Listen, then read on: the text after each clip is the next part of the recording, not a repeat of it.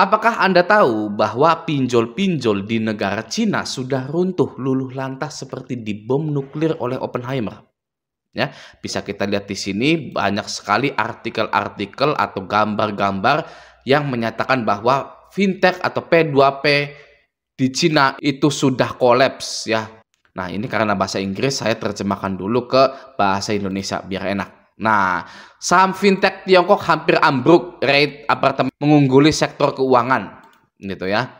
Lanjut ada di sini saya translate dulu ke Indonesia, runtuhnya sektor P2P di Tiongkok memberikan pelajaran penting gitu ya, dan di sini juga ada gambar-gambarnya ya.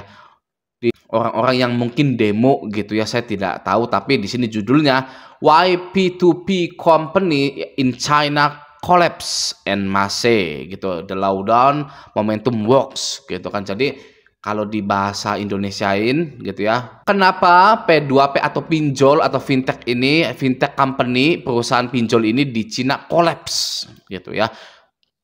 Lalu banyak juga di sini ya. Lalu di sini small bank in China are running into trouble. Lalu banyak pokoknya ya artikel-artikel yang memuat bahwa pinjol-pinjol di Cina itu sudah kolaps. Oke. Nah, di tahun ini juga OJK beberapa kali menginfokan kepada kita semua bahwa ada kisaran 26 sampai 33 pinjol sedang diambang kebangkrutan. Gitu ya. Permasalahan utamanya adalah 33 pinjol itu memiliki tingkat gagal bayar yang sangat tinggi sekali. Ya, atau untuk awam-awam kitanya ini terlalu banyak digalbay oleh masyarakat Indonesia, pinjol-pinjol itu. Ya, seperti yang Anda tahu, OJK juga baru-baru ini menghimbau kepada kita semua bahwa jika slik OJK-nya jelek, maka susah cari kerja. Ya. Nah, info OJK tersebut itu adalah wujud dari banyaknya perilaku gagal bayar di Indonesia. Sebenarnya ya, karena sangat tinggi sekali gagal bayar di Indonesia itu ya. Kategorinya itu orang umum. Orang umum, merdeka. Nah, sekarang pertanyaannya, kenapa kok banyak yang gagal bayar pinjol di Indonesia? Ya, apakah masyarakat Indonesia banyak yang di PHK? Ya, banyak yang dipecatin sehingga yang tadinya lancar bayar SP letternya untuk belanja akhirnya gagal bayar, ya. Apakah UMKM banyak yang sepi, gulung tikar, ya, atau Indonesia ini memang lagi krisis ekonomi? Gitu ya. Nah, jika Anda berpikir seperti itu, maka jawabannya salah ya, bukan seperti itu. Kenapa sekarang masyarakat Indonesia banyak yang gagal bayar di pinjol? Jawabannya adalah karena masyarakat Indonesia sudah banyak yang berani gagal bayar di pinjol. Oke. Dulu waktu tahun 2017 sampai tahun 2020-an masih sedikit sekali ya yang gagal bayar di pinjol. Bukan karena mereka mampu bayar, tapi karena mereka takut. Ya, saya ulang ya, di tahun 2017 sampai 2020 sedikit sekali yang gagal bayar, bukan karena mereka mampu untuk membayar, tapi karena mereka takut dengan pinjol. Ya, dulu banyak yang jual tanah, rumah, sawah, motor, mobil hanya untuk melunasi pinjolnya. Oke, sekarang orang-orang yang dulunya rungkat, hartanya habis karena gede-gedein bayar pinjol, sering mendengar galbay itu aman, galbay itu tidak dipidana. Ya, ada pasalnya seperti ini, dan sering mendengar kesaksian para nasabah yang sudah gagal bayar bertahun-tahun di pinjol itu tidak terjadi apa-apa dalam hidupnya. Ya, banyak sekali kesaksian-kesaksian seperti itu di TikTok, YouTube, ya, di grup Facebook saya, di grup Facebook yang lain. Ya, pinjol-pinjol, grup-grup pinjol itu, ya, tidak terjadi apa-apa, tidak masalah, gitu ya. Nah, orang-orang yang dulunya sudah habis hartanya karena pinjol, saat ini mulai mengeruk pinjolnya dan mulai menggalbaikannya. Ya, karena skor kredit mereka masih bagus. Ya, masih bisa di-akses dimanapun gitu ya. Tapi harta mereka hilang.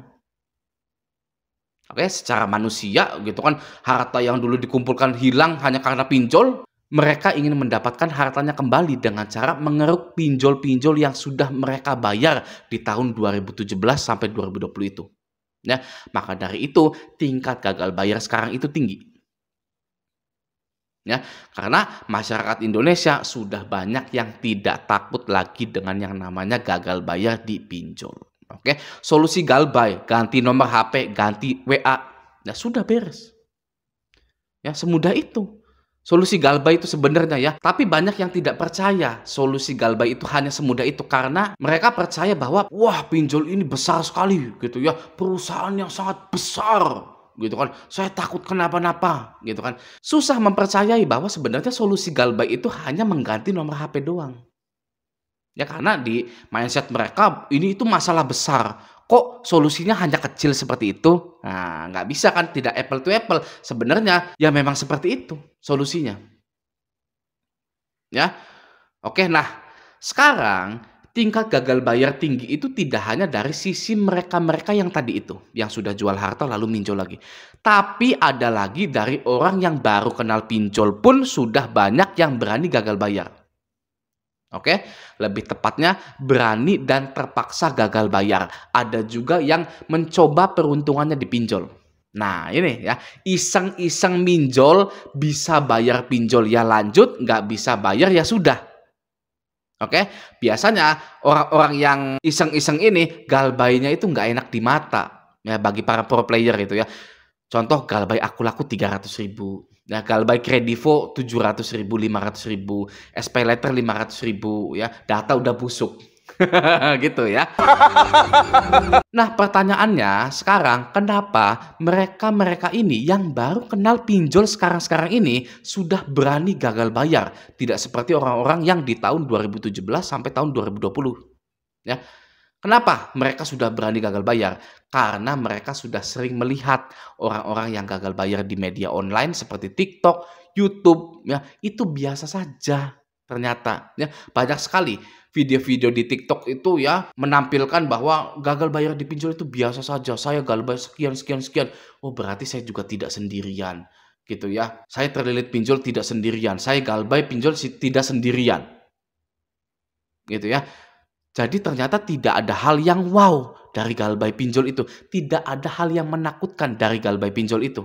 Ya, maka dari itu OJK bilang gagal bayar di pinjol itu susah cari kerja karena untuk meredam keberanian para masyarakat Indonesia dalam menggagal bayarkan pinjol-pinjol di Indonesia. Ya, kalau menurut saya statement itu ya susah cari kerja di Indonesia karena slick OJK jelek itu tidak pure dari OJK kalau kata saya.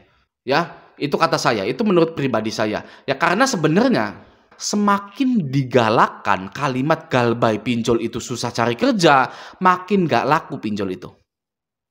Ya, para anak-anak muda ini nggak akan mau pakai pinjol karena tahu akan susah cari kerja. Ya, sehingga menyebabkan pinjol-pinjol nggak laku dan bangkrut. Oke, karena yang namanya bisnis itu pasti sangat bergantung sekali dengan banyaknya konsumen yang ada, existing konsumen. Ya.